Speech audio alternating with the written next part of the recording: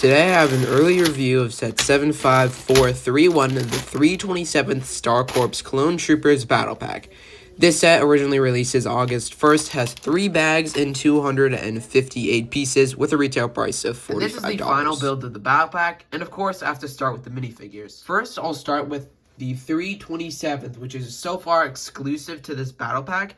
It comes with 4 of these guys, which are practically identical, but this specific one with the long blaster and the new headpiece, which is the rangefinder, of course, which I will talk about a little bit later, comes in the 3rd bag. So 2 of them come in the 2nd bag, and then the other 2 come in the 3rd bag, with all the battle droids, which I don't know if you count them as minifigures, come in the 1st bag. So it is split up pretty good.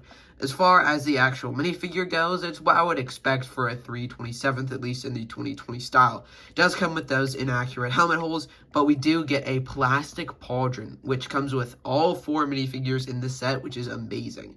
I know it's not the best pauldron, but it's definitely an upgrade from the other one, which was, I believe, in the Captain Rex's Microfighter, which was a little bit of a plastic one. Sadly, no commas, though, but I think I'd rather prefer a pauldron than a comma if I had to pick between one. So it does kind of suck that there is no commas on them, but still it's overall a really nice minifigure. It feels like a very fresh addition to my clone army, and it looks so good in the 2020 style. I know, of course, the helmet holes suck and all that, but still, I think it definitely deserves most of the hype around it. Definitely looks really, really nice, but I will be showing you another version of this figure, which is technically the same exact one. So, of course, the older rangefinder in the darker gray is on the left, with the newer one being on the right. The newer one comes in 3 sets, 2 of them being the August 1st wave, which is, of course, this set, the 327th Battle Pack, and the next one in August 1st being the Jango Fett's Slave 1 in the play scale version, with the Jango Fett, which doesn't have arm printing, but it does still have the new rangefinder, and, of course, the older, I guess, bigger UCS Slave 1 on May the 1st. So the 3rd time we're seeing this, and I'm assuming it's going to be incorporated in all the new ones. And it comes with 2 extra ones, so not enough to fit all the clones, but if you do have the older Captain Rex, or at least June 1st of last year, then you can swap out his rangefinder to be a little bit more accurate, but he still doesn't have the beautiful plastic pauldron, which is starting to grow on me the more I have this set. Definitely think it's a higher quality plastic. I'm not quite sure about the color, but it definitely looks way better than the older one, and I like it so much more.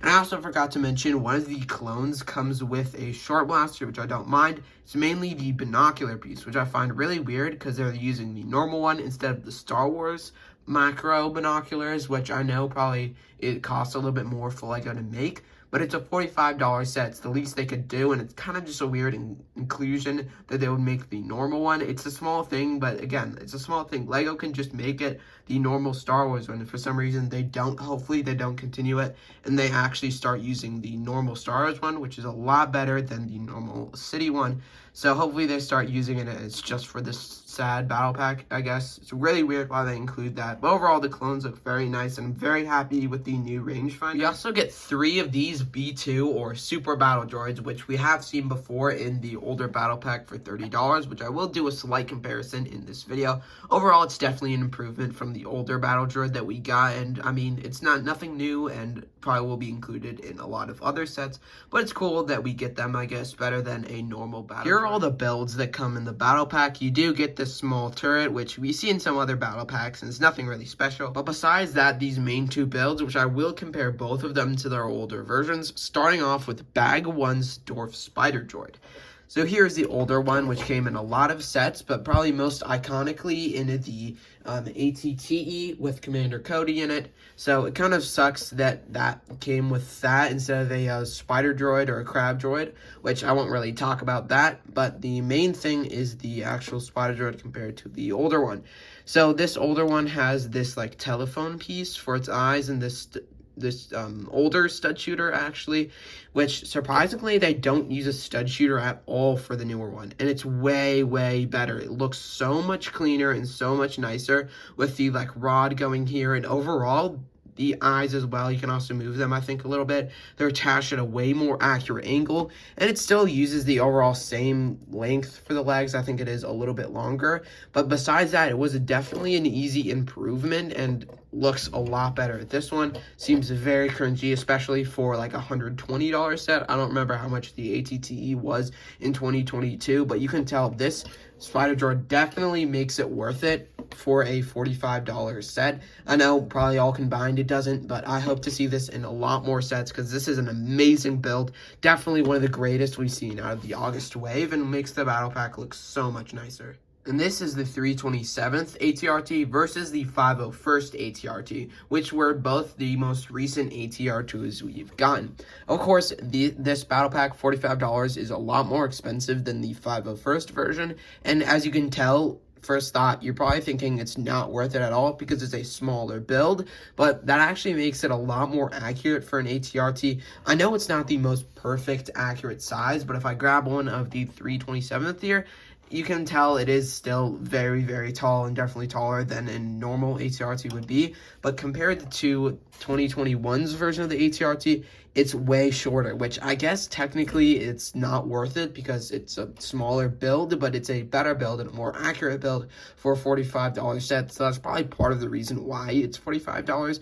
But still, there is a lot of similarities in this, but it is a lot better. So I will take a more deeper dive into the yellow 327th ATRT. So here is a closer look at the 327th Star Corp's ATRT with that beautiful yellow color. It actually seems very fresh and of course matches with all of the clones we see in it. And I won't talk too much about it, but overall, I guess I'll start with the top here. It comes with two little cases here, which you can technically remove and actually get one of the clones to hold, which is actually a pretty cool feature that you don't get in the older ATRT. So that's actually really cool. And you also get this, which is a little bit more of an improved version of the little antennas that stick out on the 501st version. And I do think they should be a little bit more short, but still, I don't remember all the exact stick length. I believe technically this is a staff and this is a pole, but I'm not quite sure about that. In the back, it does come with two clips, most likely for the Sharp Blaster and the, again, very inaccurate for absolutely no reason, binoculars. And overall, it is a really cool battle pack build. I see some of the dark tan being included, a lot less than I would like. I wish it would have a little bit more, but still, I kind of like it also being included in the stickers. Reminds me of Commander Blind. Will look very nice next to the MTT. It also comes with the improved stud shooter here. And I don't really like the attachment a lot. It's the one where it just like goes up by one. I don't even know what the actual connection is. I prefer the ball joint connection, which we get in the 501st version. You can just move it around, move it upside down in all different ways. But I think that's part of the reason why this is smaller, because it can't fit or find a way to make the full connection like that. But still, I think it is a lot better, and I also prefer the feet build a lot more than the 501st one. Taking a look, it's way smaller and a lot more detailed, so I like that a lot more. It also includes this little piece here, which I guess is supposed to connect the legs to the torso, which doesn't fully connect, but I guess you can put like flatter like that.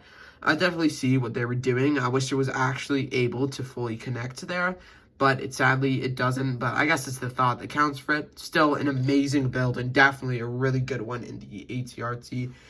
Definitely an improved ATRT, which is kind of cool to get again in a battle pack. Hopefully they include more ATRTs and make them even smaller.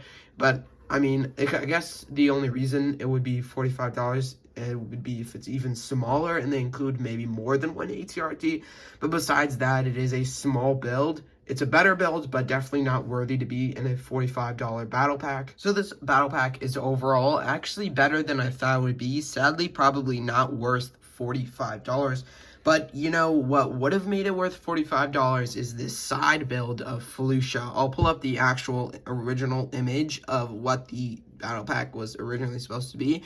As you can see, it does have a little bit of a side build of Felucia. Honestly, that would have made it worth maybe $40 and maybe even $45.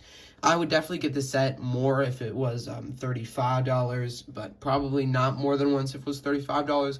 Possibly if it was on a little bit more of a clearance. $45 is just way too much for me. Definitely think it should be over the older battle pack that we got for $30. So I feel like $35 is definitely adjustable price for this battle pack.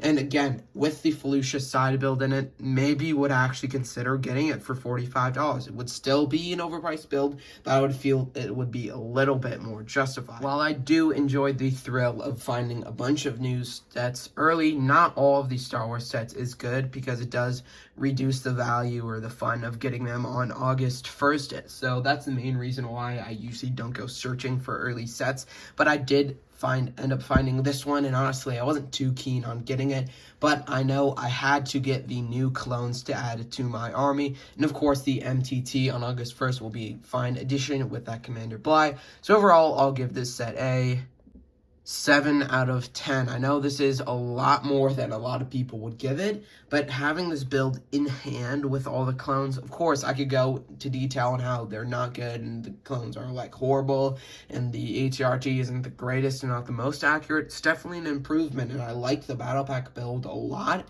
It's just the price is the only thing that would make me wonder about this set. Maybe it was $5 cheaper, maybe even like a couple bucks cheaper, maybe it was like 42, but 45 is a lot. And I mean, it's a battle pack, you're supposed to get multiple of it, so it kind of sucks that it's a little bit overpriced there.